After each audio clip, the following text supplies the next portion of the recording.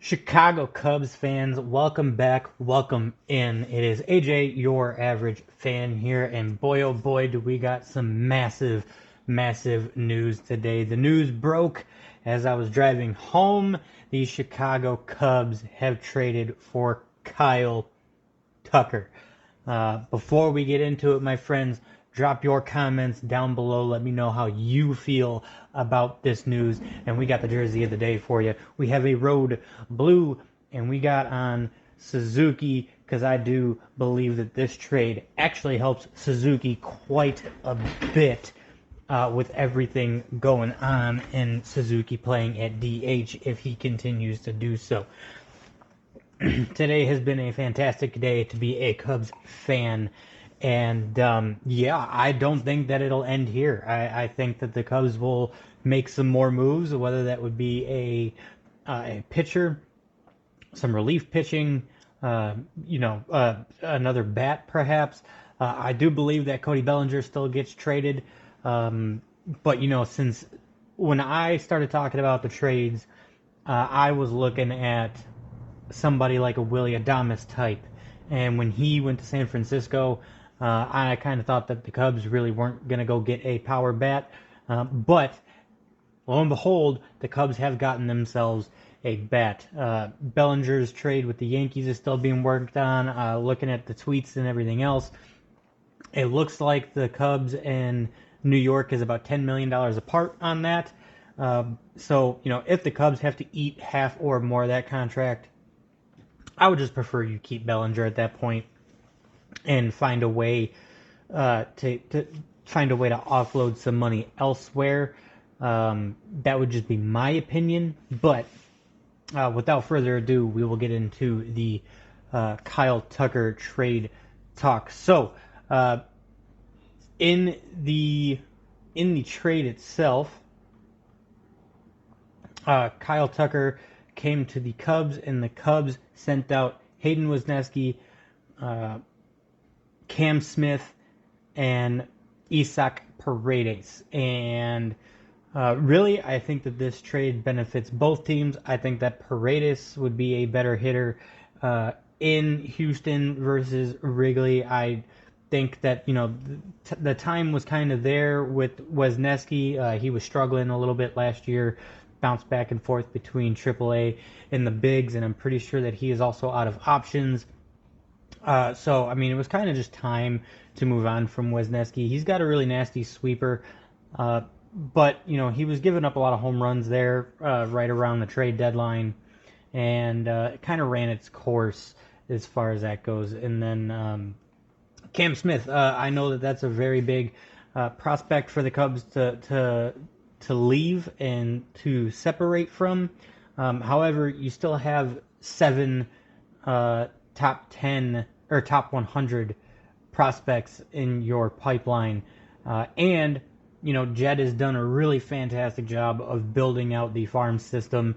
So if there is credit to be given to Jed since he took the reins, he has done a pretty fantastic job building out that farm system to build trade stock and things like that. But I also think that, with where the Cubs farm system is at, how much further can you go in building that? Now it's time to look at the big league level. And I think that this trade says enough. I'm looking at a comparison here from Jesse Rogers, a 162 game average since 2021. This is Juan Soto and Kyle Tucker. One player has 35 home runs, 73 extra base hits, a 527 slug, and a 6.5 B-WAR. The other one has 34 home runs, 64 extra base hits, a 520 slug percentage, and a 6.8 B-WAR. Would you believe me if I told you that Kyle Tucker is the one with the 35 home runs, 73 extra base hits, 527 slug percentage, and the 6.5 B-WAR? Well, here's the deal.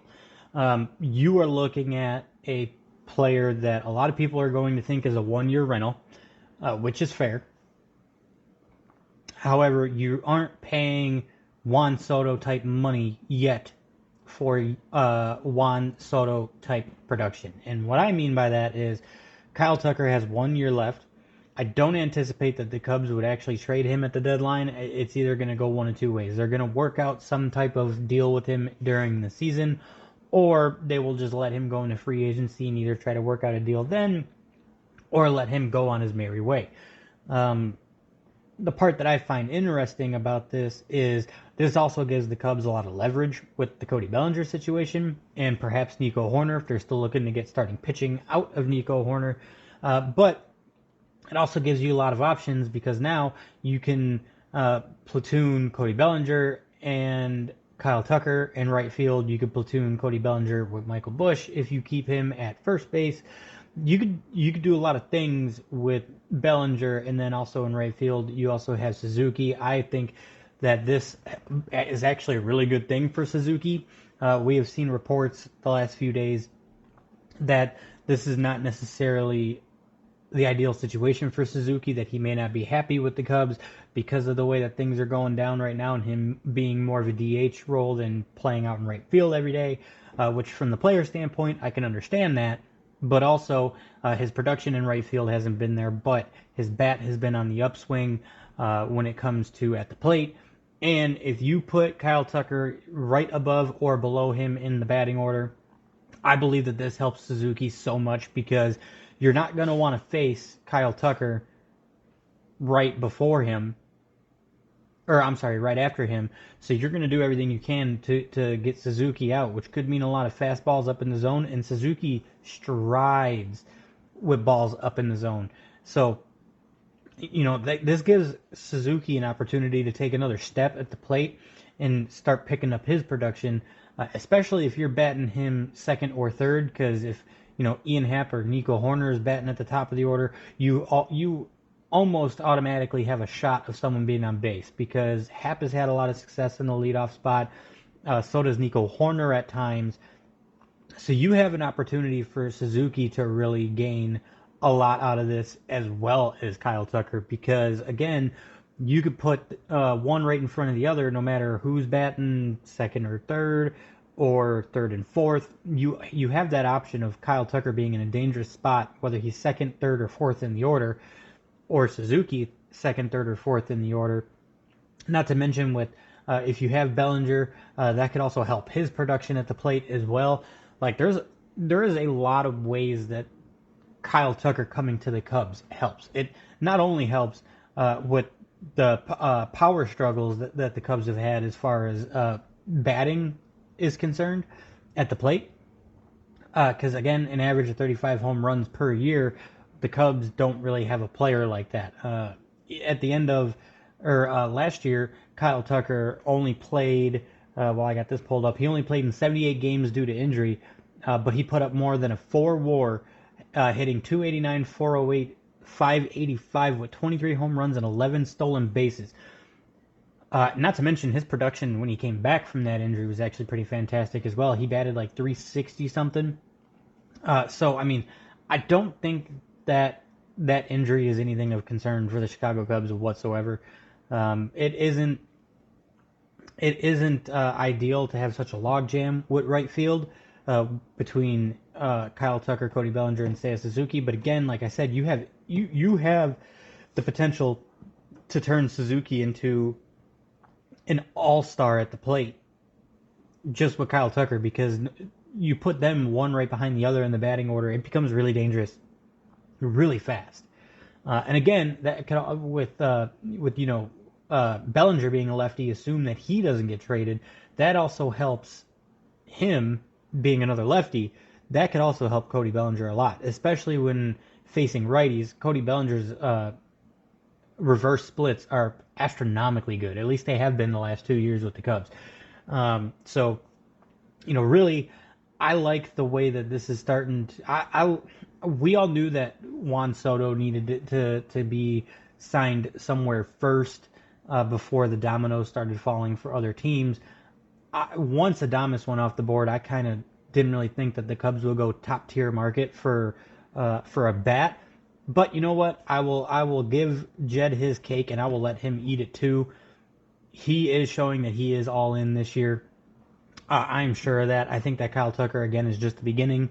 I don't think that he's going to be the only trade that is made. Again, whether he is extended or not, that has yet to be debated.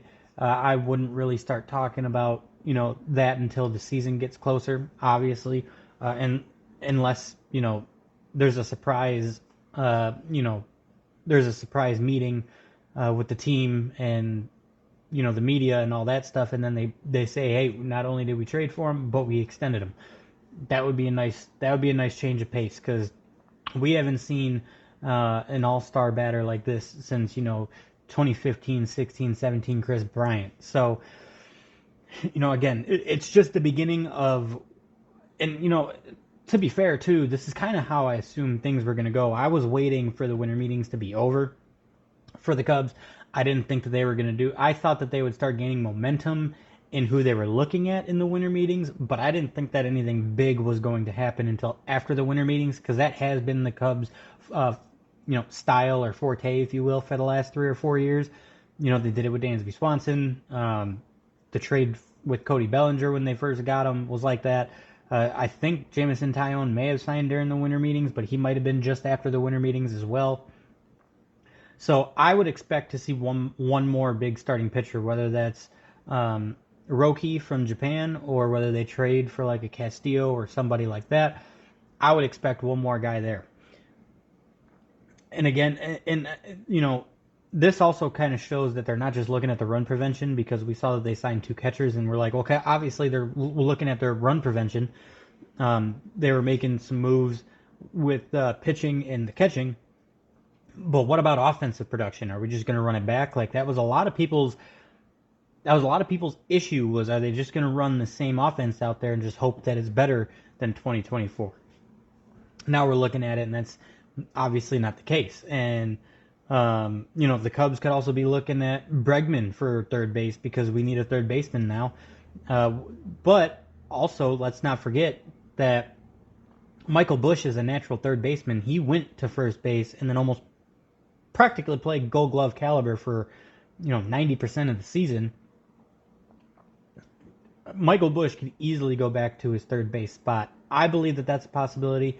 I also believe that a prospect could come up, because you just got that third baseman shortstop from Detroit, and he has to make the opening day roster before he has to be on the opening day roster, or you have to offer him back to the team that you got him from. That is the Rule 5 draft rule. But I think that the Cubs are putting themselves in a way better position. I saw on, what was it, Fangraphs or FanDuel, or maybe DraftKings, that this put the Cubs' odds of winning the NL Central way higher than it was. I think they went to a plus 125, and the Brewers are at plus 225. And with him being a 5-win player, this takes the Cubs from being an 84.5 win team to an 89.5 win team, which is kind of crazy to think about, just one player having that effect. But also, the Cubs haven't been in the upper echelon type of player for trades in years, right? So it's really the last big trade deadline and or season as a whole that the Cubs had was 2021, when we were letting people go. Now that the farm system is built out, I think Jed being in I wouldn't really say a contract year. I don't, even if they make a postseason push, I don't see ownership bringing him back. But if you would consider this a contract year, this is what Jed Hoyer has been needing to do. And whether that was by design because of building out the farm system, or whether that was from ownership not wanting to spend the money, I'm not 100% sure.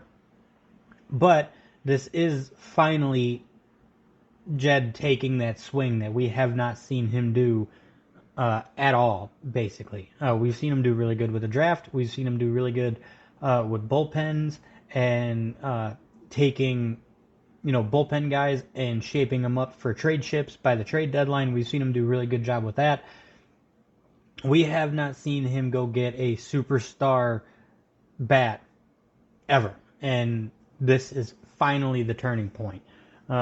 So again, I don't think that this is the only move that the Cubs make. I anticipate probably Bellinger to still be traded.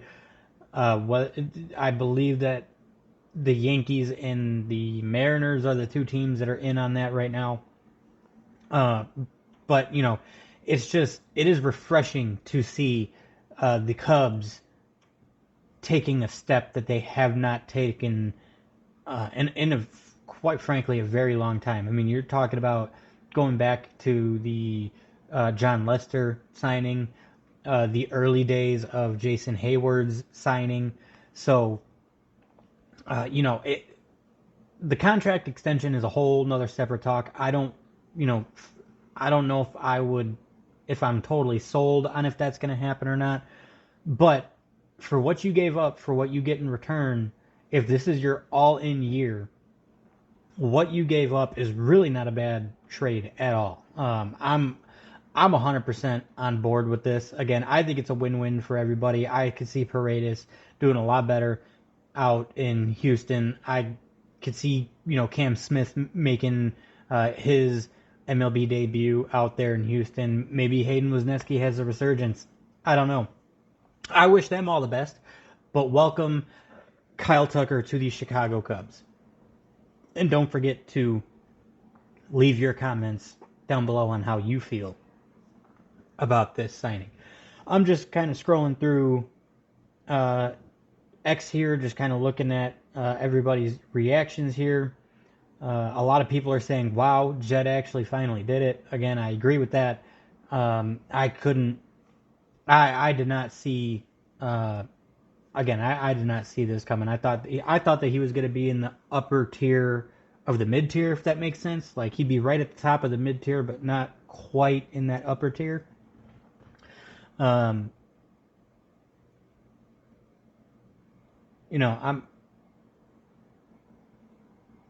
looking at another tweet here. The Yankees were. There was a unnamed player in their farm system they were unwilling to let go of. So it seems like the Cubs just straight up outbid the Yankees, which that's another thing that I'm surprised by, quite frankly.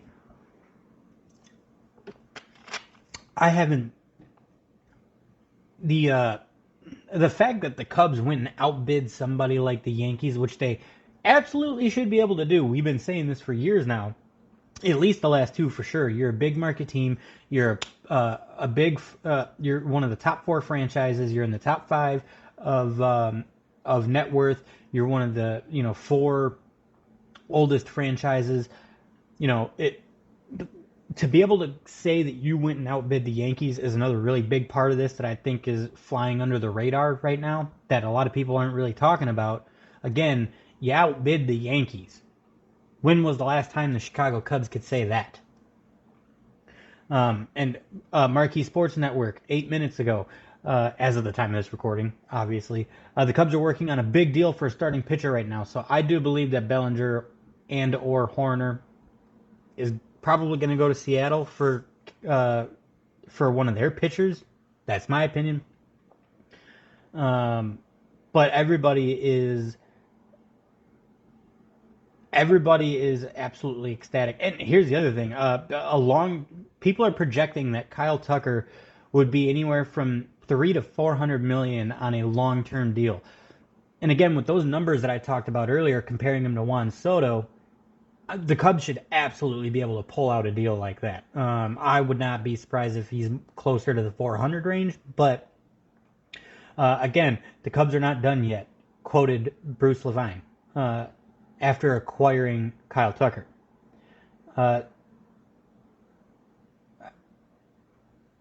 And now I'm looking at, since the Cubs got Tucker, it would be easy for the Yankees to get Cody Bellinger. Again, now the Cubs are in a position where they have leverage. They don't need to let him go. Obviously, they're looking for a salary dump, but they don't need to let him go.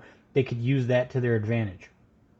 Projected opening day lineup, what it could look like. Ian Happ, Dansby Swanson, Kyle Tucker, Cody Bellinger, Seiya Suzuki, Michael Busch, Nico Horner, Pete Crow, Armstrong, Miguel Amaya. I don't know if I'd bet Dansby Swanson second. I'd probably put him down in the 4 or 5 spot and bring Seiya Suzuki up to the 4 spot and put Bellinger down at 5. but that's just me.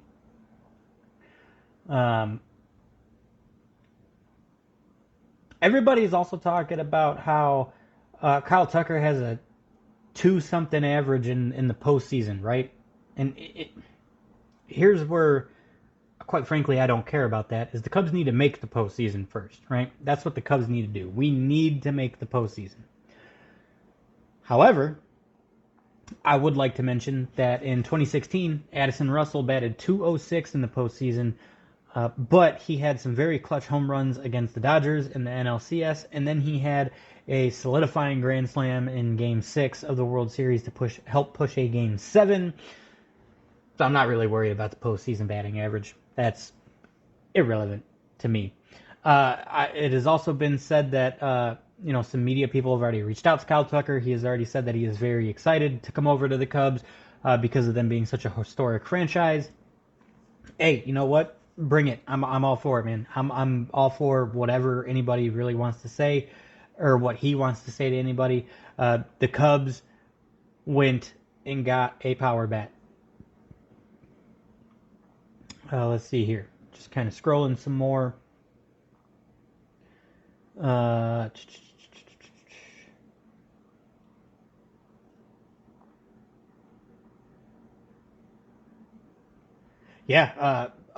Paul Cantrell says the Tucker trade feels like the first domino in a series of signings and trades. Yes, again, I think that there will be more. I don't think that this is the end of it for the Cubs. I would assume that they go and get at least one more starting pitcher. That's kind of where I'm at with it.